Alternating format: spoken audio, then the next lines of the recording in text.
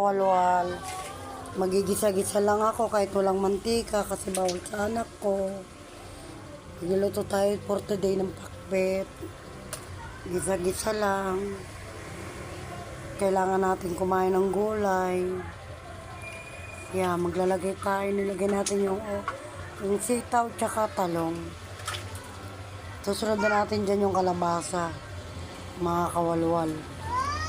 Kaya ngayon, gisa tayo. Ngayon, Kaya magano tayo dyan, konting asin lang, tsaka paminta. Kasi bawal sana kung yung may mantika. Kaya gisa-gisa lang tayo, walang oil. Maglagay ako konting sabaw. Kailangan palapatin natin yung gulay, mga kawalwal. Bago natin pag kumulo na yan, lumambot yung gulay, luto na yan, mga kawalwal. Kaya ito, titignan na natin, kumukulo na. Tinikman ko na. Pakasarap niya, mga kawalwal. Kaya try nyo to, ganitong luto lang. Hindi ako naglagay ng mantika. Maraming salamat, mga kawalwal.